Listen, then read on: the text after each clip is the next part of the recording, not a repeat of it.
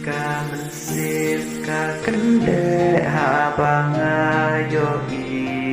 yaki umat patut nabi ka mensip ka pangladangayos ngau badon kibat penmong yapi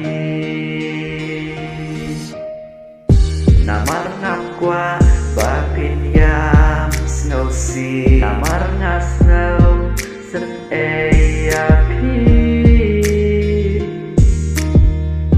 iwe kimla pan yos ngau jingpa namar kimlong jaga jongi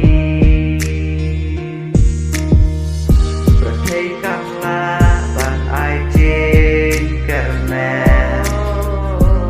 hap den jing kusla bung obadu bin waka telah ya kasmi basyai iwe kisen mong yapi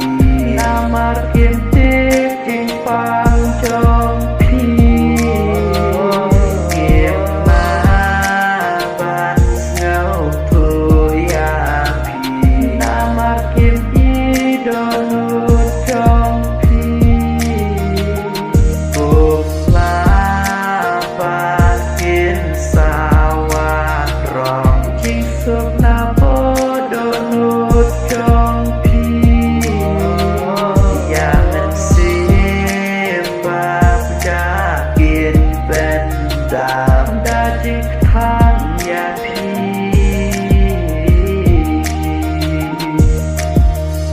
set iskor kaprip hikmat wat pensenga jing kren beng joki wat angklet duai mublai undon lang ban yarap yapi namar ngakwa bapin yap snow si namar ngasau sen eyapi iwe kimla ban yos ngau jingpa namar kimlong jaga jongi iwe kisen mong yapi namar kimtik jing pang jong pi kim la ban ngau tu yapi namar kim idonut jong pi bung la pakin sawan rong jing sup na bodonut jong pi ya mensip bab jakin bendam dajing thang yapi